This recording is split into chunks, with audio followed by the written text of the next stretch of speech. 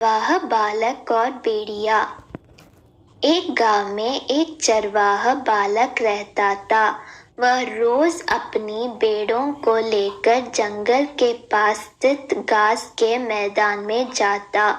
वहां वह पेड़ों को चरने के छोड़ देता और खुद एक पेड़ के नीचे बैठकर उन पर निगाह रखता। उसकी यही दिनचर्या थी। दिन भर पेड़ के नीचे बैठे बैठे उसका समय बड़ी मुश्किल से काटता था। उसे बोरियत महसूस होती थी। वह सोचता कि काश मेरे जीवन में भी कुछ मज़ा और रोमांचक आ जाए। एक दिन भेड़ियों को चरता हुए उसे मजाक सूझ आया और जोर जोर से चिल्लाने लगा, भेड़िया आया, भेड़िया आया। वहां से कुछ दूरी पर स्थित खेतों में कुछ किसान काम कर रहे थे। चरवाहे बालक की आवाज सुनकर वे अपना काम छोड़ उसकी सहायता के लिए दौड़े। लेकिन जैसे ही वे उसके पास पहुंचे वह ठहाके मारकर हंसने लगा।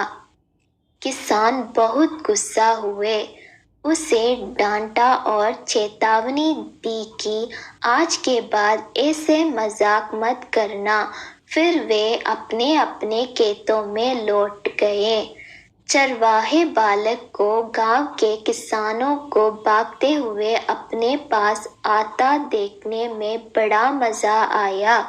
उसके उनकी चेतावनी को गंभीरता से नहीं लिया।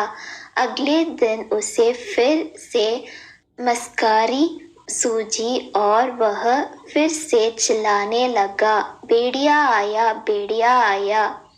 खेतों में काम कर रहे किसान अनहोनी की आशंका से फिर में दौड़े चल आए, जिन्हें देखकर चरवाहा बालक फिर से जोर जोर से हंसने लगा। किसानों ने उसे फिर से डांटा और चेतावनी दी, लेकिन उस पर इसका कोई असर नहीं था।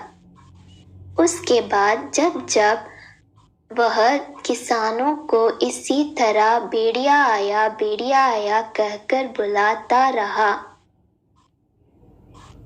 बालक के साथ कोई अनहोना ना हो जाए, ये सोचकर किसान भी आते रहे। लेकिन वे उसकी इस शरारत से बहुत परेशान होने लगे थे। एक दिन चरवाहा बालक पेड़ के छाया में बैठकर बांसुरी बजा रहा था कि सच में एक भेड़िया वहां आ गया। वह सहायता के लिए चिल्लाने लगा, भेड़िया आया, भेड़िया आया। लेकिन उसकी शरारतों से तंग आ चुके किसानों ने सोचा कि आज भी ये बालक उन्हें परेशान करने का प्रयास कर रहा है, इसलिए वे उसकी सहायता करने नहीं गए।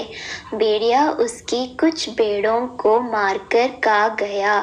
चरवाहा बालक दौड़ते हुए खेत में काम करने किसानों के पास पहुंचा और रोने लगा, आज सचमुच भेड़िया आया था, वह मेरे कुछ भेड़ों को मारकर खा गया।